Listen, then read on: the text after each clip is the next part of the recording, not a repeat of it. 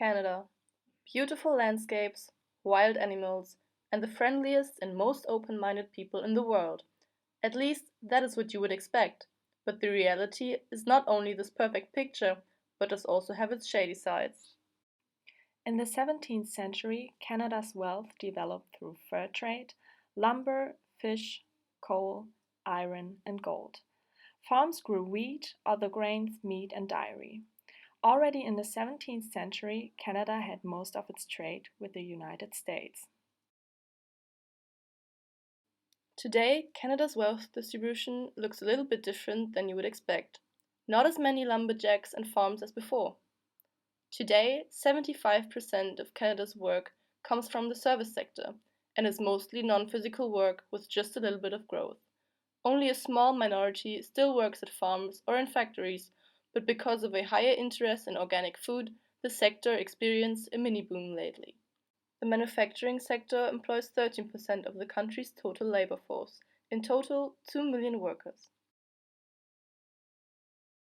A huge problem, but at the same time a major revenue for the country, is the fossil fuel industry.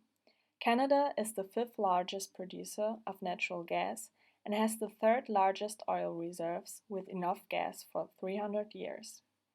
Canada has enormous reserves of bitumen for the production of petroleum and a growing oil sands industry which has an enormously negative impact on the climate because the production pollutes the water, river and lakes, the forest has to be chopped off, and the CO2 emissions are 3 times higher than for regular oil extraction.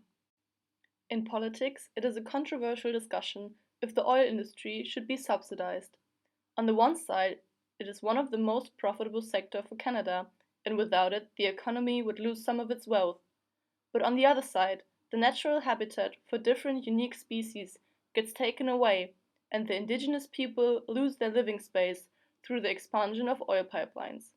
Additionally, the environment gets destroyed by air pollution and wood clearing. Another aspect that adds to Canada's wealth is the long existing trade with the USA. Today, 65% of Canada's gross domestic product comes from trade. 75% of all Canadian trade is done exclusively with the USA. It makes Canada one of the most trade-dependent countries in the world.